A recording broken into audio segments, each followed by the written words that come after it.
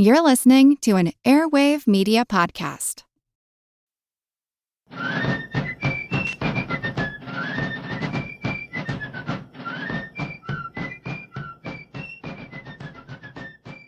Hello, and thank you for joining the American Revolution. This week, episode 357, Implementing the Constitution. Last time we covered the ratification in New York, which succeeded by the slimmest margin yet, and over the objections of most of the state leaders. New York became the 11th state to join the Union, with only Rhode Island having rejected it in a statewide referendum. So, for those of you proficient in math, you're probably saying to yourself, 11 plus 1 equals 12, and keen observers of this podcast may be aware that there are 13 original states. So you're thinking to yourself, there's got to be one more ratification story. Well, you're right. The one state we haven't discussed yet is North Carolina. So let's dig into what they're doing. Governor Richard Caswell received a report on the Constitution within days of its publication in the fall of 1787. Caswell appears to have favored ratification, but like many governors, was reluctant to take a strong public stand before the voters had time to consider it. He did not call a special session of the legislature, perhaps knowing that the current legislature was inclined to oppose the Constitution. Instead, Federalists in the state worked to get more favorable representatives elected during the normal legislative elections that took place in November. These efforts were unsuccessful. The new legislature still contained an anti-Federalist majority. The members were willing to hold a convention, but pushed it back quite a bit to let other states consider the matter first. In early December, the General Assembly set an election for late March of 1788, with the ratifying convention itself scheduled to start on July 21st in Hillsborough. This gave time for copies of the Constitution to circulate, along with articles and pamphlets discussing the pros and cons. The convention was one of the largest that was held among all the states. Each county would send 5 delegates, along with some towns, for a total of nearly 300 delegates. As we've seen in other states, coastal merchants favored ratification, while farmers, particularly in the West, opposed it. The convention elections were pretty contentious, and in some cases turned violent. An account from New Bern County relates when a Federalist candidate realized he was losing the election overwhelmingly, the Federalists pulled out clubs and began a riot to prevent the election from completing. They beat the sheriff and stole the ballot box. When the convention delegates finally did meet in July, the anti-Federalists were in a majority of about 2-1. They chose the newly elected governor, Samuel Johnston, to be chair of the convention. Johnston was a Federalist who also supported ratification, but again was not an outspoken advocate. The anti-Federalists, seeing their advantage, wanted a quick vote and an end to the convention. The Federalists, however, hoping to change things, demanded some debate, including going through the document clause by clause. With the encouragement of Governor Johnston, the delegates agreed to the lengthy review of each clause. The Federalists hoped that, like in other states, once the anti-Federalists realized that the new government was moving forward, with or without them, that they would compromise and accept some form of ratification with a record of their reservations and concerns. The delegates were aware of the state of things from the beginning. On day one of the convention, the delegates were well aware that 10 states had ratified and that the Constitution was already going into effect. The anti-Federalists farmers, however, were not convinced that going with the other states was best for them. These were men who had lived through the regulator movement 20 years earlier. They were meeting at the same spot where 6 of those regulators had been hanged for resisting corrupt tax policies. Several of the Federalist leaders at the convention had helped crush their regulator movement. Since then, North Carolina had adopted a state constitution that protected their rights. If this new federal constitution threatened to bring on a new distant government that could tax them into poverty again, they really didn't want to take that chance. Debates at the Constitution were nothing that the other states hadn't argued. Delegates complained about the absence of a Bill of Rights and too much power to the federal government, including direct taxing authority. It would also prevent the issuance of more state paper money, which had benefited the indebted farmers. Once the convention completed its review, Governor Johnston moved that the delegates ratify the Constitution and propose some amendments. He emphasized this was the only way North Carolina would have a say over the amendments that were going to go through the first federal Congress. That's the argument that had worked in New York. A leading anti-federalist, Willie Jones, objected. He moved that the convention consider proposing amendments before any ratification. This came to a vote which carried 183 to 84. The anti-federalists at the convention proposed a 20-part Bill of Rights, as well as 26 other proposed amendments. Once again, Johnston opposed this plan. He noted that calling a second convention and adopting a Bill of Rights could take up to 2 years, during which time North Carolina would not be represented in the new government. On August 1st, the Federalists again moved to ratify the Constitution unconditionally with the proposal of 6 important amendments. This failed overwhelmingly. The convention voted not to ratify by 184 to 83. North Carolina did not expressly reject the Constitution, but it also refused to ratify it. Anti-Federalists argued that their refusal would pressure the new government to adopt the appropriate amendments to get North Carolina to agree to join the new Union. But for now, North Carolina was out. The Constitution concluded, and the delegates returned home. As North Carolina was still debating its ratifying convention, Pennsylvania began having second thoughts about its ratification. On July 3, 1788, anti-federalists in Pennsylvania sent out a circular letter that raised concerns that Pennsylvania had acted too precipitously. Unlike other states that gave greater consideration, the Keystone State had not proposed any amendments nor a Bill of Rights. Concerned Pennsylvanians held their own unofficial convention in Harrisburg to discuss the necessary changes to the new Constitution. While they were not trying to take back the state's ratification vote, they wanted to encourage the changes that they and other states wanted. They circulated a petition that called for a second constitutional convention to consider these amendments. Pennsylvania's petition was in line with New York's circular letter, which had also called for a second convention to consider necessary amendments to the proposed Constitution. This movement also appealed to Virginia. Remember, Governor Randolph had refused to sign the Constitution at the convention because he wanted a second convention to consider amendments. Federalists, especially James Madison, saw this movement as a threat.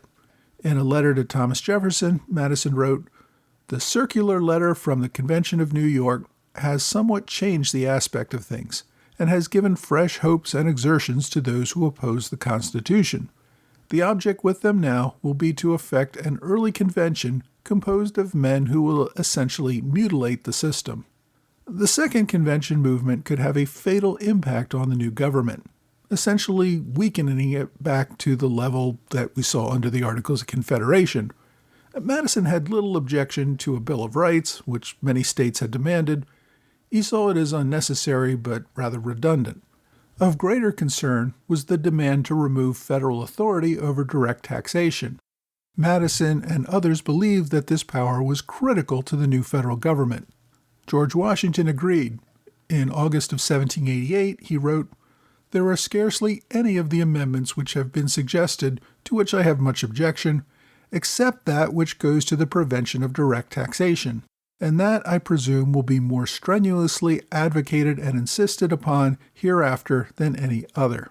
The Federalists were happy to consider some amendments, but they did not want to open up a whole second convention, which could decimate all of the compromises that had been made to make the proposed Constitution work for most people, and yet still be effective in overcoming the weaknesses of the Articles. Whatever the results of this effort to call a second convention, the process for implementing the convention as is was moving forward. News of the New Hampshire unconditional ratification as the 9th state arrived at the Confederation Congress in New York on June 24, 1788.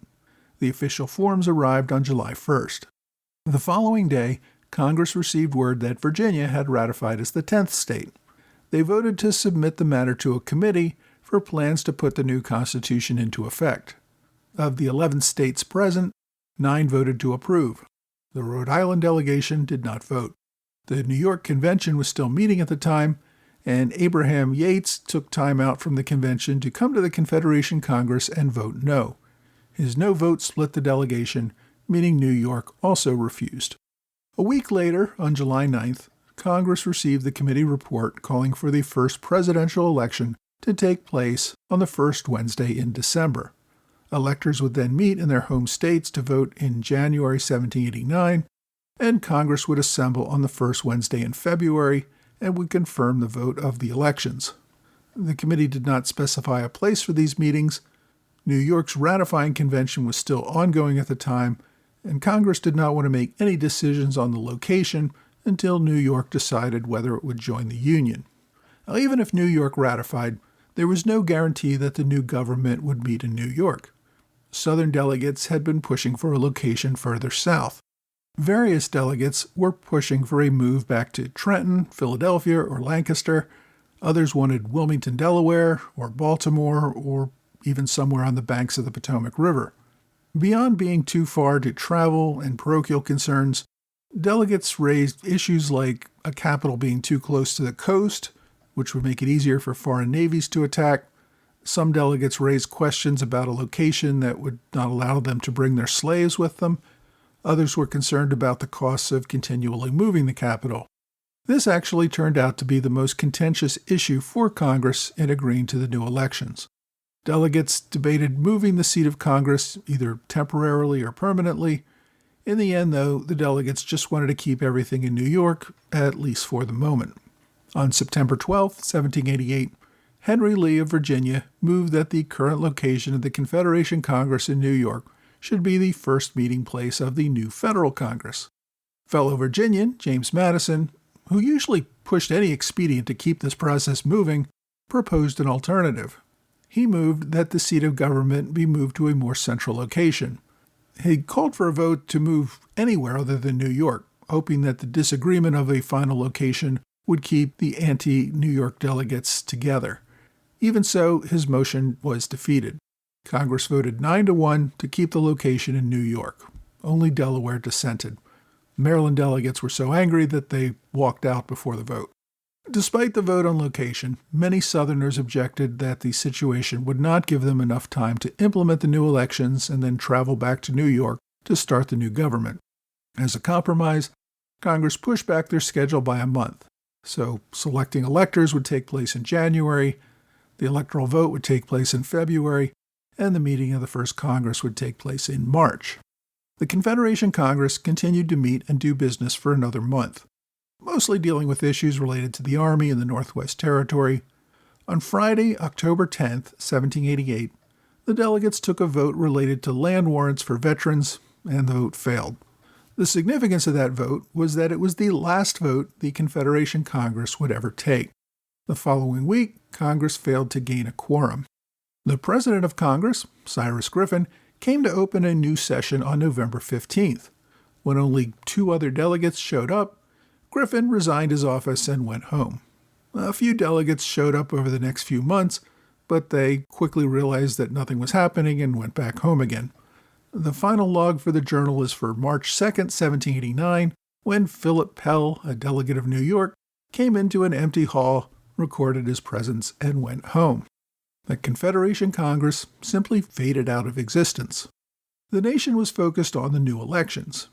Each of the states prepared to hold their own elections for members of the House of Representatives on their own timetable. Senators would be selected also on their own timetable by the state legislatures. The Anti-Federalists, who had opposed implementation of the new Constitution so vehemently at the convention and during the ratification process, mostly got on board and were willing to participate in the new federal government. They did not continue to fight after the battle had been lost. Massachusetts delegate John Taylor, who had fought hard to oppose ratification, said after the fact that he had been, quote, fairly beaten, and he returned home with a desire to, quote, infuse a spirit of harmony. A fellow delegate, William Widgery, declared that he had been defeated, quote, by a majority of wise and understanding men, and he would focus on, quote, union and peace among the people he represented. Others who had voted against ratification, including James Monroe and Richard Henry Lee of Virginia, as well as Samuel Adams and Elbridge Gerry of Massachusetts, accepted their losses and ran for office in the new government. New York Governor George Clinton even received a few electoral votes for vice president. In the end, Anti-Federalists made up about 30% of the Senate and over 40% of the first House of Representatives. These men were realists. They accepted the fact that the majority had implemented the new Constitution, and their only option was to operate under it and do their best to make sure the new federal government did not do the things that concerned them so much during the ratification process. Since each state could decide when to hold elections, they were spread out over several months. Some states got the ball rolling by having the state legislatures choose senators. Pennsylvania was first out of the gate, choosing Robert Morris and William McClay on September 30th, 1788, just 2 weeks after the Confederation Congress had authorized elections. A total of 6 state legislatures had selected their U.S. senators by the end of the year. House elections were more difficult since the Constitution required actual elections by voters, not just legislative appointments. States not only had to schedule dates for their elections, but had to pass election laws to determine how candidates would be elected. South Carolina managed to beat Pennsylvania by holding its elections on November 24th and 25th. 2 anti-federalists, Thomas Sumter and Thomas Tudor Tucker, won unopposed in the western part of the state. A third anti-federalist, Adonias Burke, was challenged but won with more than 99% in another western district. 2 Federalists, William Smith and Daniel Huger, won in the eastern districts. Now in Pennsylvania, where Federalists still dominated the state legislature, they decided not to create voting districts. Instead, they had the entire state vote for 8 at-large candidates.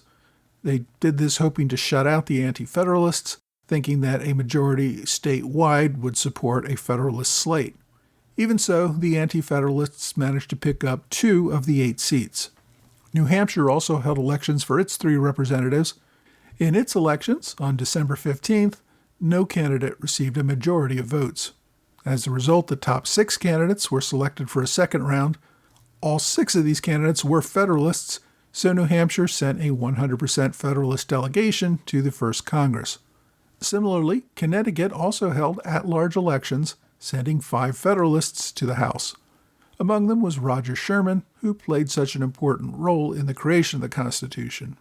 Massachusetts held elections on December 18th, but failed to get a majority in 4 of its 8 elections.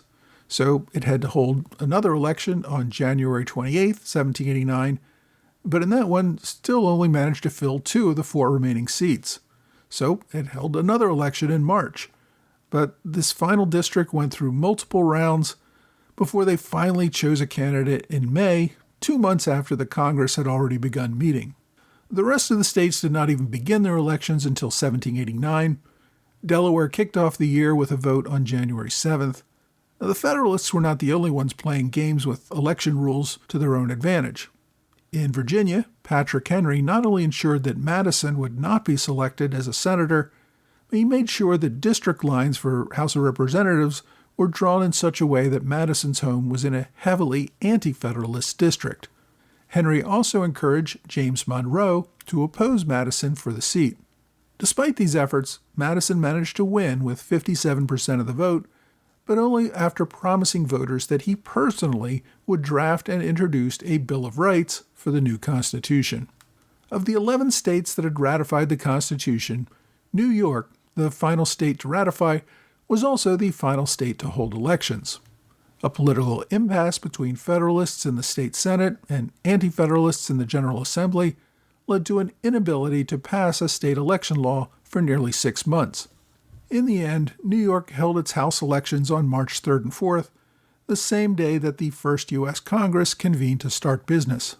So the results of the New York elections were not ready until April, meaning the delegation missed out on early votes. New York also did not get around to appointing its senators until July. So with a rather confused and contentious election, the states managed to select their first Congress, which met on March 3, 1789. Next week, we will take a look at the first presidential elections as the new government gets down to business.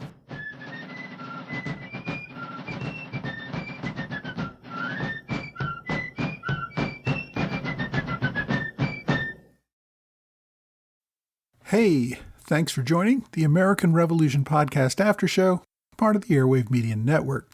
Thanks to my Patreon supporters in the Alexander Hamilton Club, George Davis, Mike Hager, John Celentano, Michael Mulhern, and Mitchell Anderson. Thanks to Robert Morris Circle supporters, Chasen Harrison, and Gordon Kemp. I also want to thank Matthew Delaney for a one-time gift via PayPal. This week we covered the end of the Continental Congress and the elections for the new U.S. Congress under the Constitution. We also covered the North Carolina ratification, which ended with no ratification, so of course we'll be getting back to that at a future episode. I find it fascinating that everyone just kind of dropped the old government without any fanfare. The Continental Congress had been in place for nearly 15 years. At the end, there was no real effort to transition the reins of power. There was no effort to push through any last-minute legislation or other changes. While we might have expected the Confederation Congress to continue in operation until the new Congress could meet, the delegates simply left town without any thoughts to the old body. Their absence meant there was no quorum to do business, and the U.S. was effectively left without any sort of government over the states for about 6 months. Many of the Confederation delegates were in a hurry to get home because they were planning to run for office in the new government. That meant lobbying state officials in their home states and planning for elections. I was also struck by how quickly the Anti-Federalists got on board with the new government. Most of them accepted the reality and actively participated. There were a few older politicians who essentially retired, but no one seemed driven to continue fighting against the new Constitution. They all agreed to operate under its rules and acted accordingly. Of course, just because they accepted the Constitution, that didn't mean they stopped fighting for their political goals. We see anti-federalists fighting hard to get elected. One of the more prominent electoral fights was James Madison versus James Monroe. That, of course, is the only race in U.S. history where two future presidents fought over a House seat. Madison had really wanted a Senate seat, but then he also had to just fight to get even a House seat. It would have been pretty remarkable if the man who is seen as the father of the Constitution had been completely shut out of the first government. Now, the other thing that may strike people today as unusual is the election of House members statewide rather than in districts.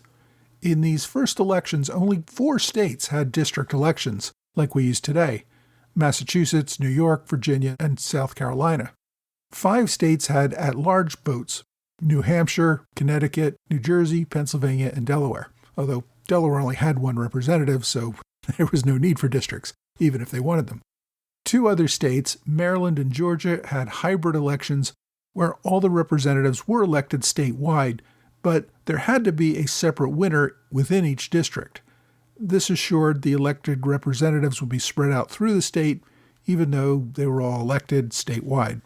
As you can see, there's no obvious division of the type of election by region or state size. Each state tended to go its own way.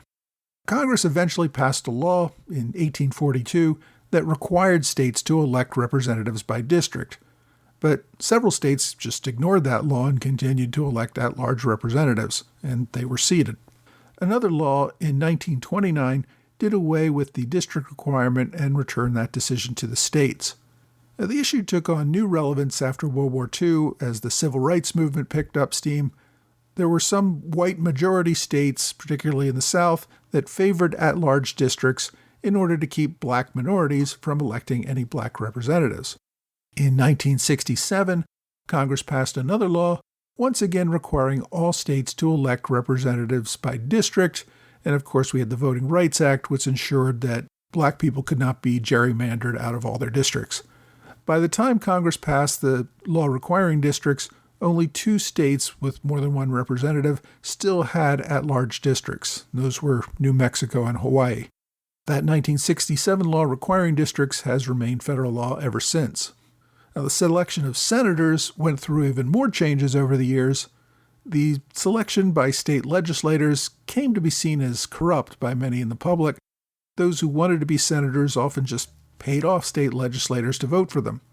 Even if actual money did not change hands, the use of handshake deals or favors for other things made the practice distasteful to many who were in search of good government.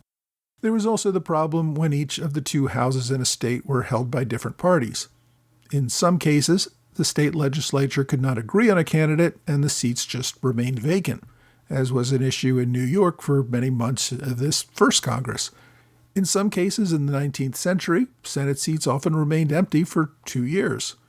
In 1866, Congress tried to fix this problem.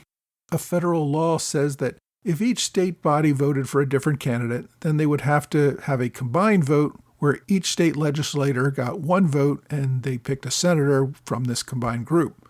Now, even this system often led to deadlocks, as no single person could get a majority of votes, only a plurality. The federal law required the state legislators to keep meeting each day until they had a candidate, but stubborn state legislators often refused to compromise. One Delaware Senate seat remained vacant for 4 years because of an impasse. Proposals to move to the direct election of senators began as early as the 1820s. President Andrew Johnson supported such a measure after the Civil War. The populists of the late 1800s took up the cause as a way of weeding out corruption. Several states passed laws requiring general elections and then requiring state legislatures to appoint whoever won that popular election. A constitutional amendment passed the House in 1911 and the Senate in 1912, and was finally ratified as the 17th Amendment in 1913. This amendment mandated the direct election of senators nationwide. One other piece of Senate trivia: hopefully we're all aware of the fact that senators serve staggered 6-year terms so that only a third of the Senate is elected every 2 years. But in 1789, of course, all the senators were new. Now, fortunately, the Constitution spelled out that the Senate was to be divided into 3 classes. Those in the first class served only a 2-year term, those in the second class served a 4-year term, and those in the third class served a full 6-year term. When the Senate first met in 1789, the senators actually had to draw lots to determine what class they were in, and consequently how long they would serve before having to go back for reappointment. I'll emphasize again that the first Congress only represented 11 states. North Carolina and Rhode Island had refused to ratify and sat out while the rest of the states passed all the initial laws for the country. My book recommendation this week is called The Documentary History of the First Federal Elections, 1788 to 1790. This is a 4-volume set from the same folks at the University of Wisconsin that have been working on the ratification debate books. It provides detailed information on the election process in each state and includes original letters and articles from the various elections. This is more of a research book than a book that you're just going to sit down and read. Unfortunately, all the books from this project for ratification were available for free online. That is not the case for these books on the federal elections. For some reason, only Volume 2 of these books is available on archive.org. There's a copy of Volume 3 that is on archive.org, but it's blocked, and nothing for Volumes 1 or 4. Not sure why this is so arbitrary, but you can at least take a look at one of the books to get an idea about what it is. Again, if you're interested, the book is The Documentary History of the First Federal Elections, 1788 to 1790. My online recommendation is an article on montpelier.org, which discusses James Madison's efforts to get elected to the House. It covers Patrick Henry's efforts to block him and the campaign against James Monroe. I think it's really interesting. As always, I've included direct links on my blog and website. Now, rather than answer a question about the Revolution this week, I wanted to address some questions I've gotten about my podcast. Many of you have probably noticed that there are some irrelevant podcasts just showing up random episodes in my feed. The reality is I've been running into some real revenue problems with this podcast in recent months. This was an offer from my network to pay me to drop some other podcast episodes into my feed. It's supposedly going to help with my revenue, but it's really just an experiment for now. I do value your feedback, so if you really find this annoying, and I mean more annoying than having more ads stuck in the middle of episodes, I'd really love to hear from you. I'm sure no one really enjoys getting unrequested episodes from other podcasts, but like commercials, I'm trying to figure out whether my listeners are willing to put up with this so that the podcast can continue. The sad reality is that my revenue has been dropping, and unless I can find some way to change that trend, I may not be able to continue this podcast. If I can get more support on Patreon or other donations, I'd love to be able to back off on some of the more intrusive methods of monetization. And of course, My Patreon supporters get commercial-free and drop-free versions of my podcast for as little as $2 a month. You can also sign up for premium commercial-free subscriptions on Apple Podcast Premium or Into History Networks. If you have a question you'd like me to answer or comments about the show, please reach out to me either via email or on X, Facebook, Quora, or Reddit. Links to all of these are at the bottom of each blog episode at blog.amrevpodcast.com. Well, that's all for this week. I hope you will join me again next week for another American Revolution podcast.